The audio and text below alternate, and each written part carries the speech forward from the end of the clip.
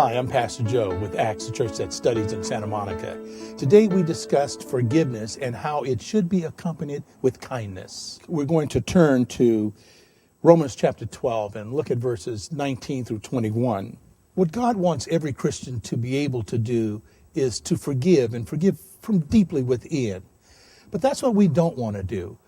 We say we do, but our actions don't dictate it. And what God is hoping to get out of us is that we will act in ways that others will see us and they will respond. From our text, we see that God gives us a difficult command. We're going to look at two different portions of this at the moment. Here they are. First of all, he says, do not avenge yourselves. Now that's difficult, but God commands it, that we don't take on avenging ourselves. And that's in the 19th verse of Romans chapter 12. Also in that same verse, he says to us, not only do not avenge yourselves, but he says, give place to wrath. Now we need to really look at that. Give place to wrath. He's not talking about give place to God's wrath. He's saying for us to give place to the wrath of the person that has offended us.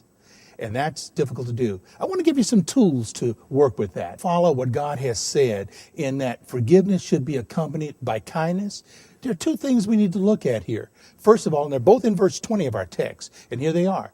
If your enemy is hungry, God says, feed him. That's the person that you don't want to forgive. God said, feed him. And the next thing God says, if he's thirsty, give him something to drink. Boy, do we need tools for that. The one key point that God has made for us is this, that he doesn't want us to focus and worry and be concerned with the person that has offended us. He's going to take care of that.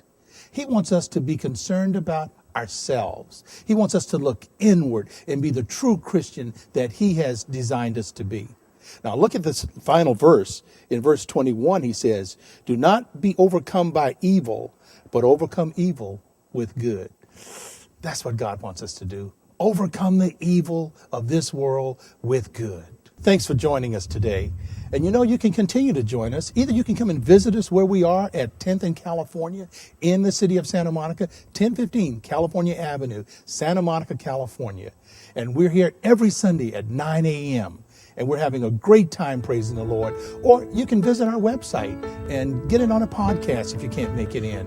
Our website is achurchthatstudies.org. All one word written out, achurchthatstudies.org. Join us, would you? God bless you.